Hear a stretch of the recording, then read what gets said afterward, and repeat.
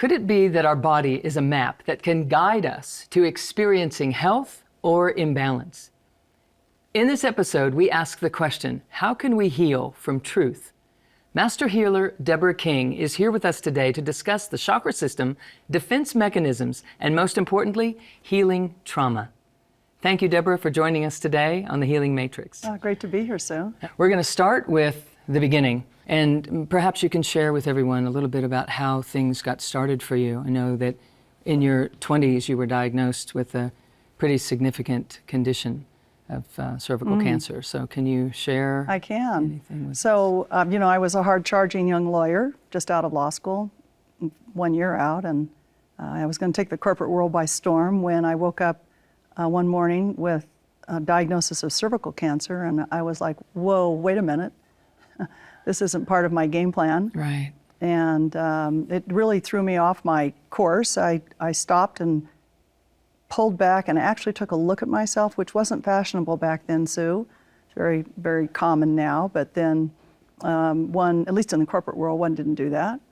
And I decided that maybe I had a couple of issues and that before I addressed the cancer, perhaps there were some preliminary things I needed to take a look at. So first, I had to admit to myself, I clearly had some addiction issues. I was addicted to alcohol and Valium.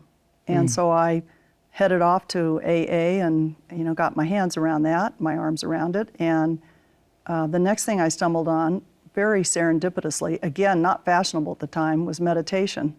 Remember newspapers? I actually saw an ad in a newspaper. Yeah. Want to learn to meditate, and I'm like, that sounds very appealing. So I started meditating, and between the clarity I got from being clean and sober and the clarity I got from meditation, I stumbled on energy healing. And by then I had realized that there had to be some connection between my emotions and this disease process. Surely, although it wasn't talked about, it just seemed logical. And I had even started journaling. I was carrying my yellow pad around like, good young lawyer and pearls, and I would journal my emotions during the day. And about that time I stumbled on energy healing. I had 3 sessions with an energy healer and had what was an amazing spontaneous remission. I knew it, she knew it. I went back to the teaching hospital a day or 2 later and had them take a look, and of course they said the proverbial, whatever you're doing, keep doing it, because it appears to be gone. So that left me with what made the cancer come, what made the cancer leave, could this phenomena be reproduced for myself, what about others? And even better, what if we could prevent it altogether? Indeed. So that's where I started my journey. Well, thank you for sharing that. It's deep to go into these places within ourselves, and so very important. And as you said, we didn't know about that years and years ago.